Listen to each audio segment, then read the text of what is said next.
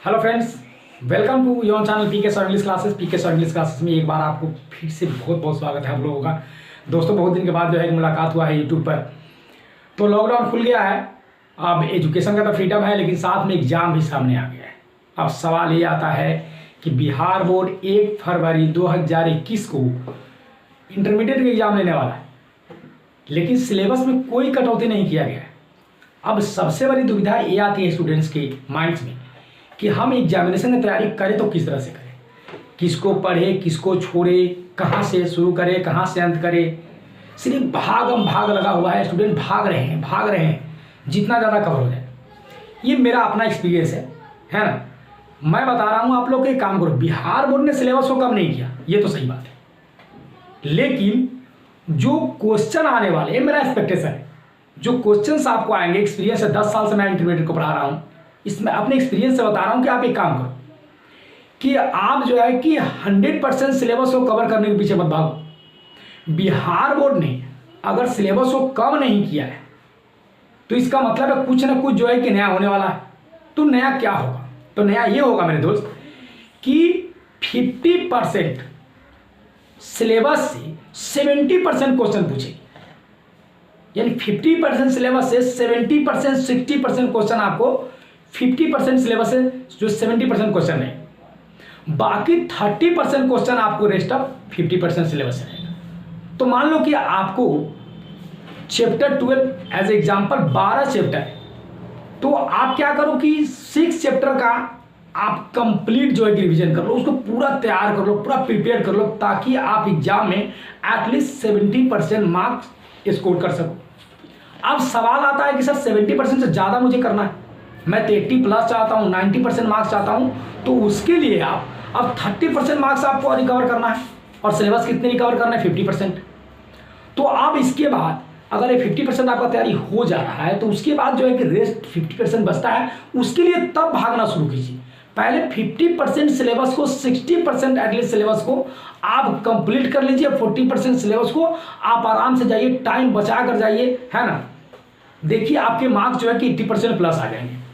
लेकिन अगर आप एक ही बार में सोचोगे कि नहीं कि एक बार मैं 100% सिलेबस को प्रिपेयर कर लेता हूँ, तो भाई अगर आपके पास एबिलिटी है, अगर ऐसा आप कर सकते हो, है ना, तो करो।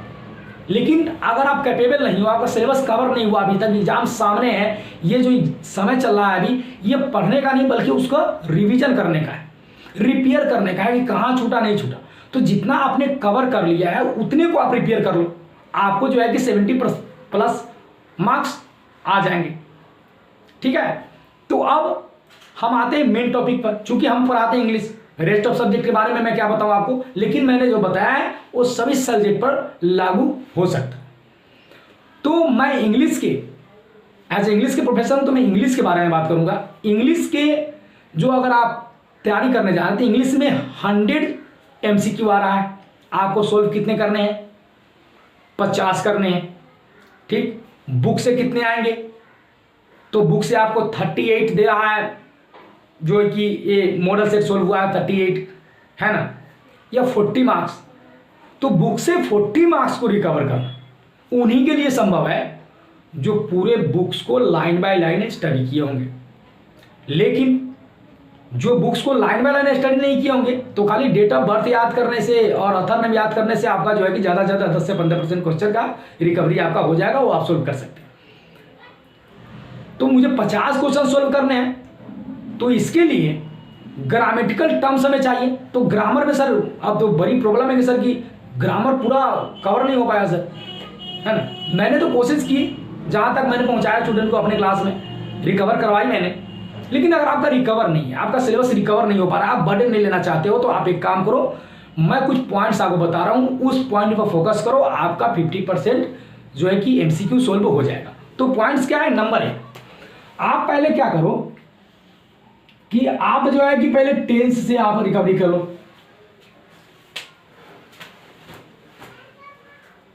आप क्या करोगे? पहले टेंस से रिकवरी कर लो। एक्सक्यूज मी,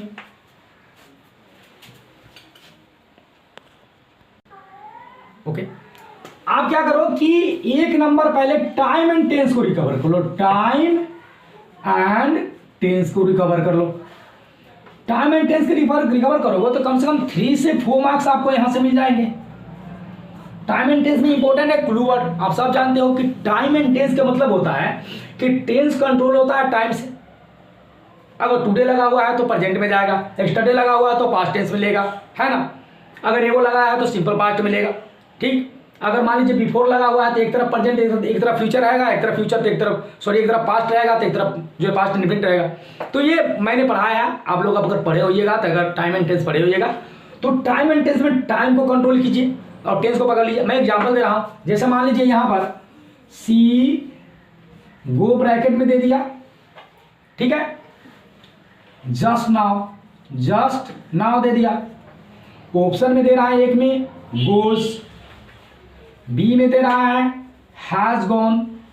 तो मैं ज़्यादा आपको ऑप्शन देकर परेशान नहीं करूंगा, मैं बता रहा हूं कि देखो आंसर आपका होगा हैज गॉन, क्योंकि जस्ट नाउ किसका टाइम है? प्रेजेंट परफेक्ट टेंस का टाइम है। किसका टाइम है? प्रेजेंट परफेक्ट टेंस का। तीस तरह से टाइम को मैनेज कर लोगे तो टाइम एंड टेंस से 3 और 4 मार्क्स आपका आराम से आ जाएगा, ठीक है। तो चलो अब दूसरा पॉइंट बता रहा हूं आपको क्या करना है।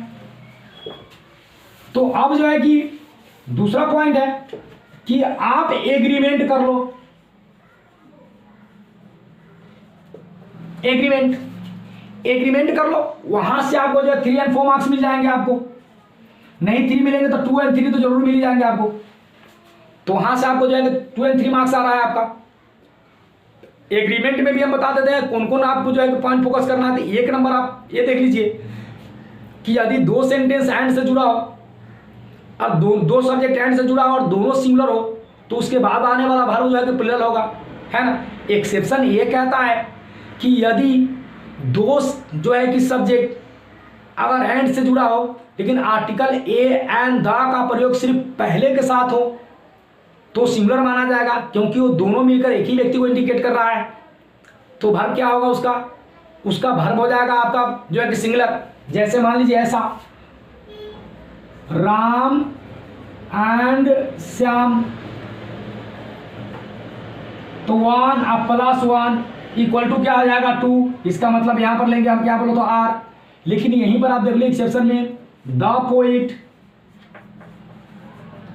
एंड ड्रामाटिस्ट,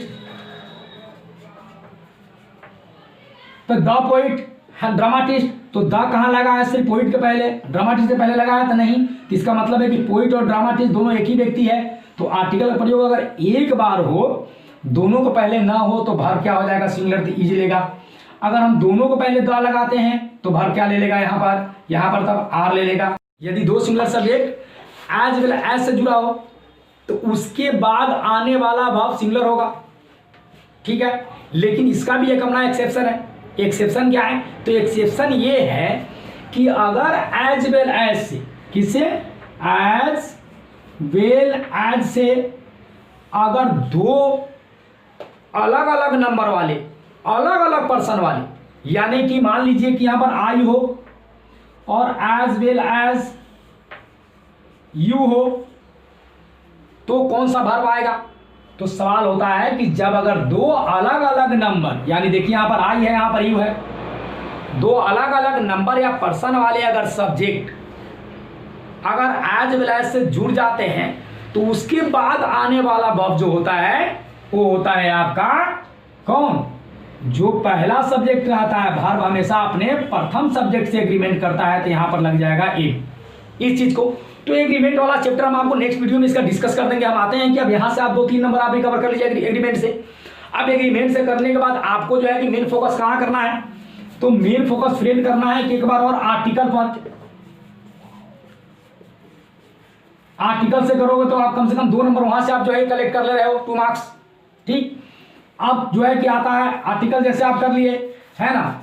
तो आर्टिकल के बाद जो है कि आप आ जाएंगे जो है कि वॉइस, नरेशन।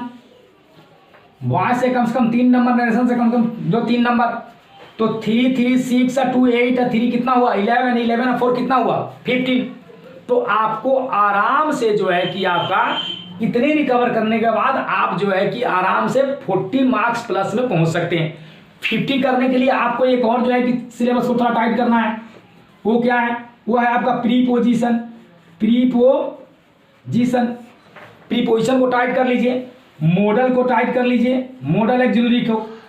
अगर यहां तक भी आप अगर time and tense, agreement, article, voice, narration, preposition, modal, combining को छोड़ दीजिए, साइनो एंटो को छोड़ दीजिए, ठीक है, कॉमन एरर को छोड़ दीजिए, ठीक, वर्ब और सब्स्टिट्यूशन को छोड़ दीजिए, इडियम्स, फ्रेज को छोड़ दीजिए, सबको छोड़ दीजिए। आप सिर्फ अगर time and tense, agreement, article, है ना, आर्टिकल, वॉइस, नरेशन, प्रीपोजिशन और मॉडल को अगर देख लेते हो, इतना अगर देख लेते हो, तो आपको बुक मिलाकर 50% क्वेश्चन आपका, सॉरी 50 मार्क्स यानी 100% एमसीक्यू आपका सोल्व हो जाएगा, ठीक है। तो आप अब पूरा ग्रामेटिकल टर्म्स को ना देखकर आप यहां पर देखो, time and tense, agreement, article, voice, narration, preposition और मॉडल एक्टिविटी। अब आता है कि सर ये ठीक है, ये तो हो जाएगा, ठीक। तो बुक्स में क्या करें, बुक्स में कहां तक पढ़े, तो बुक्स में आप क्या कीजिए कि Indian selection and culture, Bharat my home, pinch of snap, I have a dream, यानी कि 1 to 6 तक आप बढ़िया से पढ़ जाओ। वहां से आपको एक्सप्लेनेशन ही मिल जाएगा, वहां से आपको 2 मार्क्स क्वेश्चन ही मिल जाएगा, वहां से आपको समरी भी मिल जाएगा। ये मेरा 100% दावा है यार, मतलब मैं बोल दिया वही एकदम आप लिख लो। 10 साल के एक्सपीरियंस बता रहा हूं कि आपको क्वेश्चन बाहर से नहीं आ रहा। आप 1 से लेकर 6 तक आप जो है कि इंग्लिश 100 मार्क्स का पोयम, इंग्लिश 100 मार्क्स का जो है कि प्रोज देख लो, आपको वहां से एक्सप्लेनेशन, समरी, आपको 2 मार्क्स क्वेश्चन, है ना, और एमसीक्यू आपका टोटल रिकवर हो जाएगा। इससे आपको ज्यादा जाने की जरूरत नहीं। अगर हाँ आपको ज्यादा जाना है ना, तो जाइए एमसीक्यू के लिए जाइए, एमसीक्यू के लिए जाइए, रिटर्न के लिए आपसे ज्यादा नहीं। समरी है तो आपको जो आप तीनों का कर लेते हैं, भारतीय my home, pinch of snap कर लेते हैं, तो भी आपको समरी रिकवरी हो जाता है, आपको जो एक्सप्लेनेशन भी रिकवरी हो जाएगा। उसके लिए आपको ज्यादा टेंशन लेने की जरूरत नहीं है। अब बात आता है कि सर यहां तो हो गया, लेकिन बिहार बोर्ड ने एक और मॉडल सेट में बात दिया है क्या, कि दे रहा है कि 2 मैचिंग करना है, एक ट्रांसलेशन है, उसी में आपको स्टोरी ऑफ इंग्लिश से क्वेश्चन है, असमरी है, यानी करना 3 को है, ऑप्शन क्या है 5। तो मैं कहूंगा 2 मैचिंग करके निकल जाओ, समरी को मारो, मार में जाए गोली, उसको आपको टेंशन मत लो। आप सीधे जो स्टोरी ऑफ इंग्लिश में है ना, स्टोरी ऑफ इंग्लिश में जो क्वेश्चन दिया उसको आप देख लो एक बार, है ना, या तो ट्रांसलेशन लेकर निकल जाओ, समरी को झमेला छोड़ो, स्टोरी ऑफ इंग्लिश को भी छोड़ो, 2 बर्डन कम हो गया, टेंशन ही खत्म। तो ये रहा मेरा क्राइटेरिया प्रोस्पेक्टस। अब हम आपको जो है कि कल भी आपको जो है कि क्लासेस दूंगा अब यूट्यूब पर, क्योंकि एग्जाम में अब मैक्सिमम क्लासेस नहीं हो रहा है, तो मैं आप लोगों को सोच रहा हूँ कि आप लोगों को इस पर क्लास दे देता हूँ। अब रेगुलरिटी क्लास बनी रहेगी, आप इसलिए टेंशन नहीं लीजिए।